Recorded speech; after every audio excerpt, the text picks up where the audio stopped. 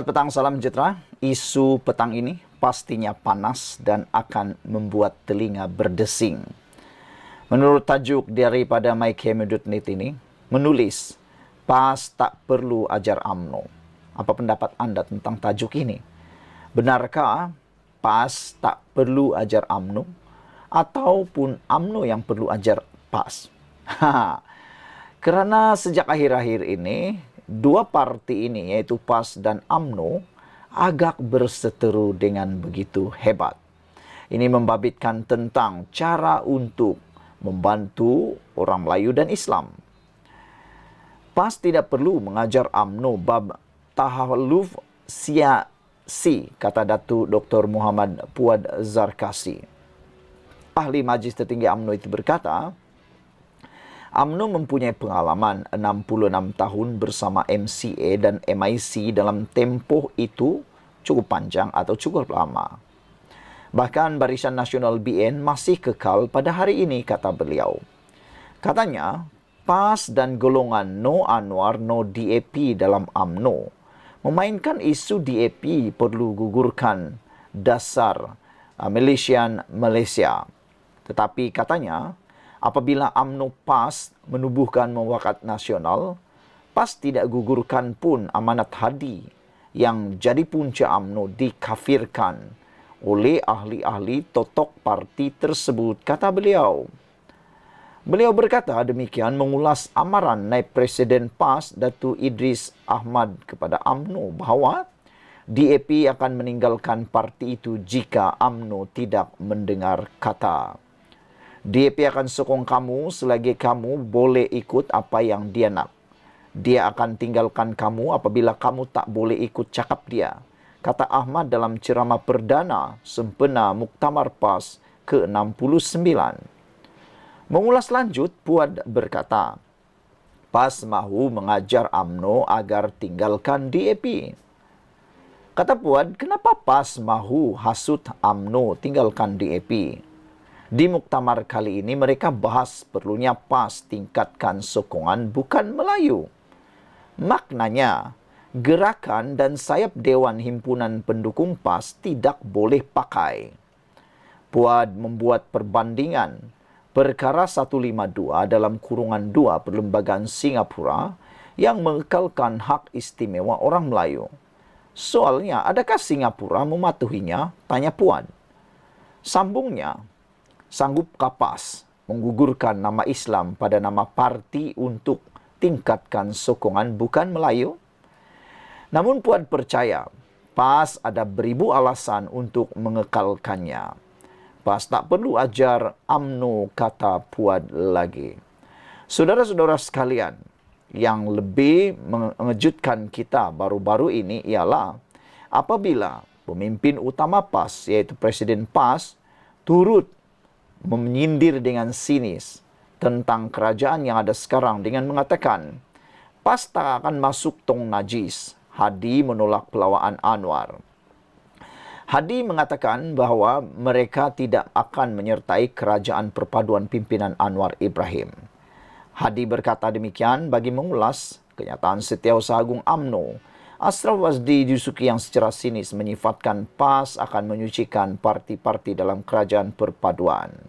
Kamu boleh lihat Pakatan Harapan siapa dalam dia, kata Hadi lagi. Nak suci macam mana, kata beliau.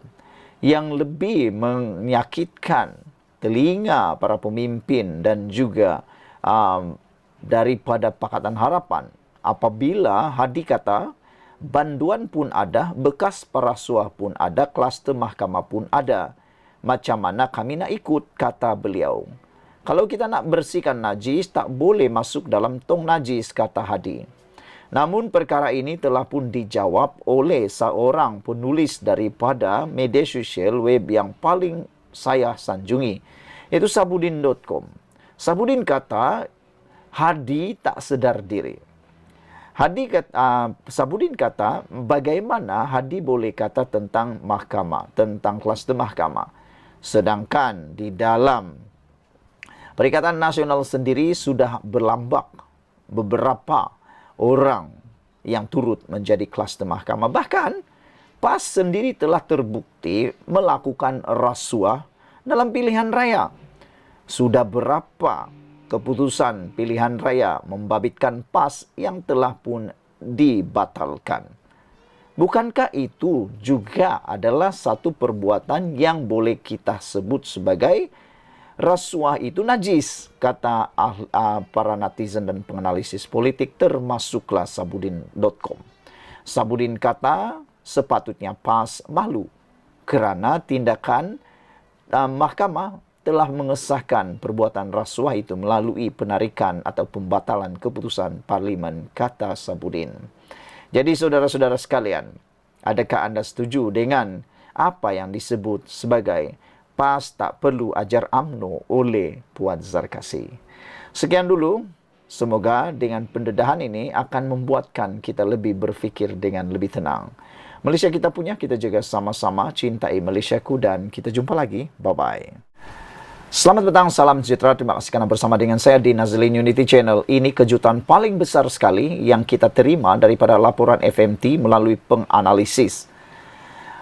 Persoalan besar pada petang ini sebelum kita bacakan analisis daripada penganalisis hebat ini ialah, adakah Anwar Ibrahim perlu memecat beberapa orang menteri di dalam kabinet beliau yang boleh dianggap sebagai kayu mati atau tidak berfungsi? Ataukah Anwar Ibrahim perlu merombak kabinet beliau supaya kabinet itu benar-benar berfungsi dan tidak akan memudaratkan Anwar Ibrahim? Apa pendapat anda? Pada pendapat anda, adakah kabinet yang dimiliki oleh Anwar Ibrahim sekarang ini ada lagi ruangkah untuk membuat penambahbaikan? Dan siapa agak-agaknya menteri yang digelar kayu mati oleh para penganalisis politik Malaysia ini? Dipetik dari FMT, kini masa singkir kayu mati dalam jemah menteri, kata penganalisis. Anwar Ibrahim digesa mengambil peluang membawa masuk ahli jemah menteri lebih layak atau berdepan persepsi tidak baik jika terus menangguh rombakan kabinet. Perdana Menteri Anwar Ibrahim perlu merombak jemah menteri dan melantik individu lebih berkelayakan. Menerajui portfolio tertentu susulan rasa tidak puas hati, terutama berkaitan harga barangan, kata dua ahli akademik. Azmi Hassan dari Akademi Nusantara berkata, penangguhan melantik pengganti Allahyarham Salahuddin Ayub sejak pemergiannya pada Julai meletakkan Anwar pada situasi tidak baik.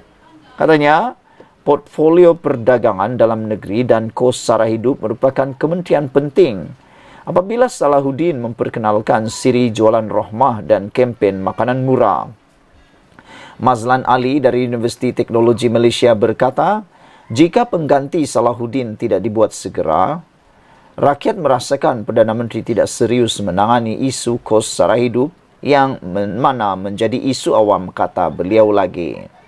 Ahli Azmi memberitahu FMT, rombakan berkenan diperlukan bagi menyingkirkan beberapa menteri yang tidak menunjukkan prestasi baik atau tidak sesuai menerajui portfolio dipegang. Katanya, mereka boleh dipindahkan ke portfolio lain tanpa beliau mendedahkan nama. Katanya, inilah masa terbaik bagi Anwar. Melakukan rombakan memandangkan banyak bunyi bising terhadap Anwar ketika ini, katanya. Mazlan berkata persepsi kesenjangan kualiti antara Perdana Menteri dan jemah menterinya agak signifikan. Sambil memuji etika kerja Anwar sebagai Perdana Menteri, beliau berkata jemah menteri lain perlu juga setara. Demi memastikan pentadbiran berjalan lancar, pasukannya memerlukan pada tahap sama. Sepatutnya Anwar perlu melakukan rombakan jemah menteri secepat mungkin dan mencari pengganti Salahuddin, kata beliau. Katanya mereka tidak berprestasi, menteri yang tidak berprestasi tinggi perlu disingkirkan segera. Namun beliau boleh menukar portfolio mereka atau mewujudkan jawatan baharu. Beliau berkata, Anwar sepatutnya peka terhadap sentimen awam.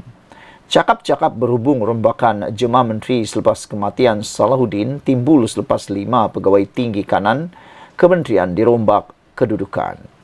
Ketika ini, portfolio dipegang Salahuddin sebelum ini dipangku. Sementara Menteri Jabatan Perdana Menteri Hal Ehwal Sabah dan Sarawak dan tugas-tugas khas Armizan Ali.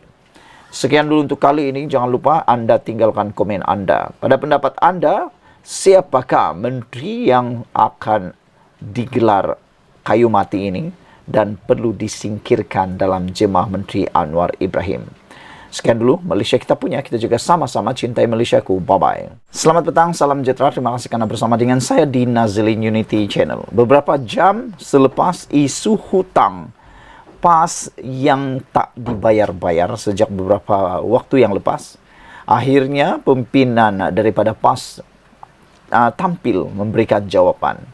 Yang menghairankan, para netizen juga mempersoalkan mengapa parti yang berasaskan Islam ini, kata mereka, lihat nak membayar hutang. Akhirnya, spekulasi ataupun isu panas ini dijawab sendiri oleh para pemimpin PAS. Menurut pemimpin PAS, hutang harakah, PAS minta tunggu keputusan mahkamah. PAS meminta bekas syarikat pencetak akhbar lidah rasmi parti itu menunggu keputusan mahkamah berhubung isu tunggakan hutang. Perkara itu disuarakan Timbalan Presiden PAS Tuan Ibrahim Tuan Man dalam respon ringkasnya kepada Malaysia kini. Kata beliau, kes ini dah jadi kes mahkamah.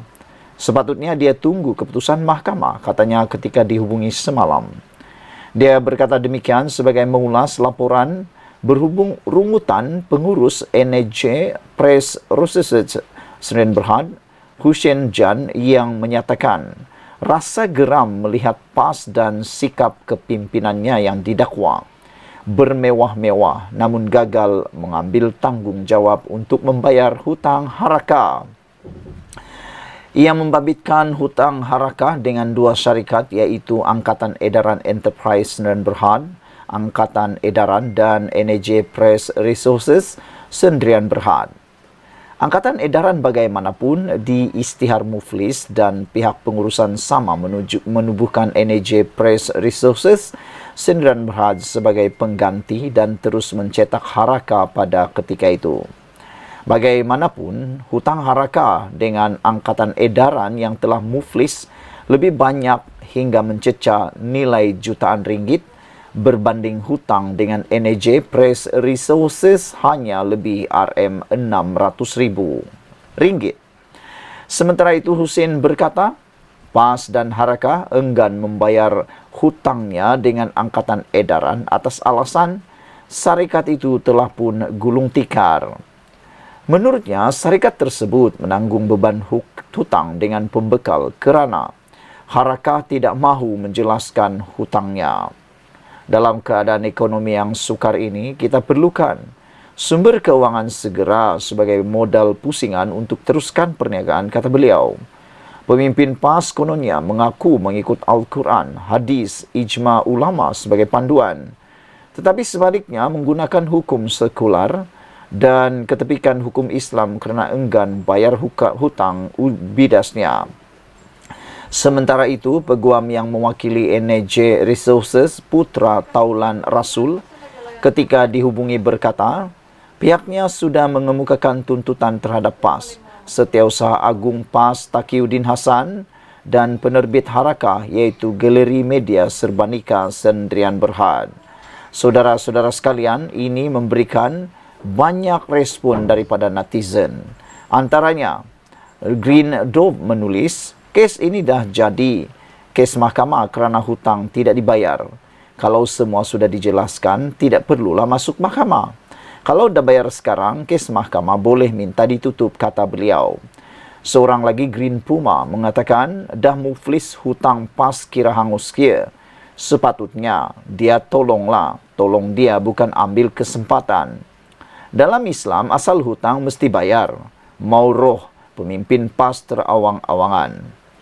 Membiarkan peminjam terkantung-kantung modal takda adalah zalim.